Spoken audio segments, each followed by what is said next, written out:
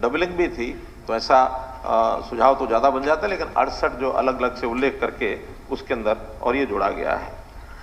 बहुत से सुझाव काफ़ी अच्छे थे, बहुत से सुझाव दूरगामी भी थे। बजट की सीमाएं होती हैं तो बजट की सीमाओं को ध्यान में रखते हुए जो भी जोड़ना संभव था उनको हमने जोड़ा है। बजट का उपयोग सामान्यतया जो विकास है, दिखने वाला विकास, इंफ्रास्ट्रक्चर, भौतिक विकास, मुख्य रूप से ऐसा माना जाता है कि सारा पैसा उसी पर लगेगा। लेकिन मेरा मानना यह है कि केवल उस पर नहीं तो बहुत सी चीज़ें ऐसी होती हैं जो व्यवस्था परिवर्तन की चीज़ें भी होती हैं, बहुत दूरगामी कार्यक्रम भी होते हैं, उनको ठीक करने के लिए ताकि आने वाला जो पीढ़ियां हमारी हैं उनको भी उसमें सुविधा मिले। कुल मिलाकर के अगर इस उदाहरण को देख करके यूँ कहा जाए कि मान लो किसी एक व्यक्ति को ये कहते हैं कि सामने गिलास रखा है और उस गिलास में दूध है लेकिन कम है, पूरा नहीं है। पूछा जाए कि अच्छा सामने देख रहे हो कि क्या दिख रहा है? एक व्यक्ति कहता है कि इसमें दूध भरा हुआ है, आधा है, आधा गिलास दूध का उसको दिखता है। दूसरा व्यक्ति कहता है कि ये आधा गिलास में खाली है। अब वो बातें दोनों की सत्य हैं, लेकिन एक मनोभाव का अंतर होता है। मनोभाव में एक न्यूनता आ जाती है कि मुझे भरा हुआ दिख रहा है कि मुझे खाली दिख रहा है। थोड़ा ये अंतर स्वाभाविक ही होता है। इस पक्ष वाले दूध ये कह देंगे कि भरा हुआ आधा है, उस पक्ष वाले कह देंगे तो आधा खाली है। मनोभाव का अंतर होता है। लेकिन कभी कभी इससे आगे जो कठिनाई होती है, मैं तो कह रहा हूं, इसमें जब दृष्टि का अंतर होता है तो ये जो दोष है, मनोभाव का दोष है, ये दृष्टि दोष में बदल जाता है। और अगर कोई उसको गिलास को देख करके कोई ये तो है ही खाली, यानी उसको सारा ही खाली दिखता है, तो ये दृष्टि दोष होता है। तो हमारे कुछ भाइयों में दृष्टि दोष भी है, लगातार आलोचना भी करेंगे और बाहर अंदर खाते बैठ करके व्यक्तिगत से मिलेंगे, नहीं भी बहुत अच्छा है, बहुत बढ़िया, बहुत अच्छा किया, ये भी कहते हैं, व्यक्तिगत रूप से सब कहते हैं। और कुछ चीजें ऐसी होती हैं कि बजट में जो अपेक्षा, जैसे मैंने बताया कि एक तो भौतिक दृष्टि से दिखने वाला विकास, ये सब दिखता है, लेकिन अगर देखा जाए तो राजनीति में इससे ऊपर उठ करके भी विचार करना होता है। और उसमें हमने बहुत से ऐसे काम किए हैं अपने 8 सालों में। उदाहरण के लिए मानो बेटी बचाओ बेटी पढ़ाओ, अब ये ऐसा कार्यक्रम है, कोई राजनीतिक कार्यक्रम नहीं है, ये एक सामाजिक कार्यक्रम है, दूरदृष्टता का कार्यक्रम है। दूरदृष्टता अगर नहीं होगी तो इसमें आगे आने वाला समाज विकृत समाज होगा।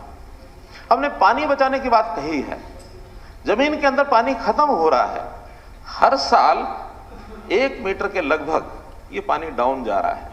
हमारे किसान भाई जानते हैं कि जो ट्यूबवेल चलाते हैं, हर 2-3 साल के बाद एक पाइप 10 फुट का उनको डालना पड़ता है।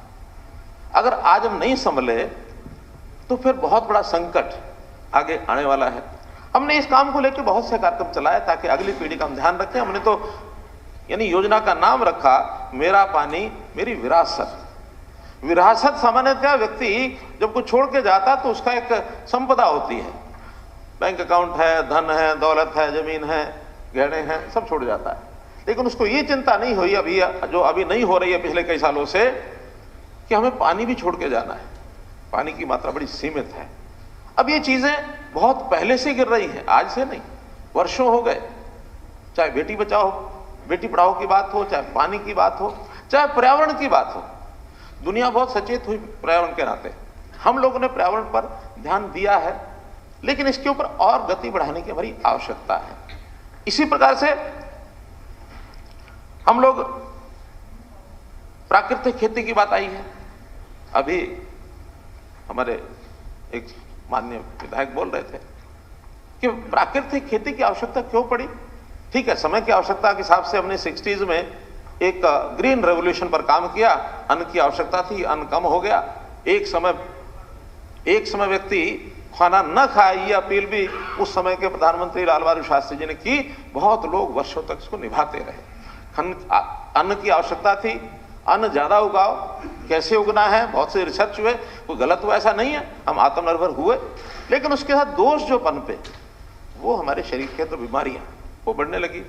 आज आवश्यकता यह है कि हमको उस पर भी आग्रह पूर्वक प्राकृतिक खेती करें, ऑर्गेनिक खेती करें, खाद जो है, जो परंपरागत खाद होते थे हमारे, वो करें, गौ पालन करें, गौ का खाद हो, इन सब को भी काम करने के लिए हमने बहुत से प्रयत्न किए हैं, आगे कर रहे हैं। मेरा कहना यह है कि अगर इन चीजों की तरफ ध्यान नहीं जाएगा तो उसको दृष्टि दोष नहीं कहा जाएगा, उसको दूरदृष्टि दोष कहा जाएगा।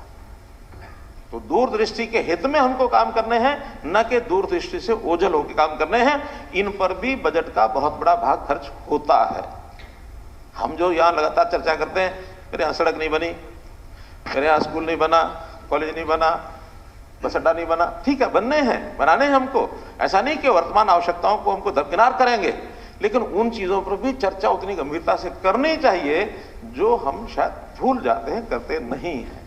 उस पर भी हम बहुत ज्यादा, पानी के लिए हमने माइक्रो इरिगेशन सख्ती से लागू करने की बात कही है। हमने तो यहां तक कहा कि जहां पानी 30 मीटर से ज्यादा चला गया है, 100 फुट से ज्यादा चला गया, वहां बिजली का कनेक्शन भी तब देंगे जब आप माइक्रो इरिगेशन का प्रोजेक्ट लगाओगे। 85% सब्सिडी सरकार देगी। तो इतना तैयारी तो हमको करानी ही चाहिए कि हमारे समाज में जागृति आए कि पानी बचाना है। पानी बहुत सीमित है, हमारा अपना कोई सोर्स नहीं है। एसवाइल के झगड़े में कितने साल से लड़ाई लड़ रहे हैं, आगे भी लड़ करके लेंगे।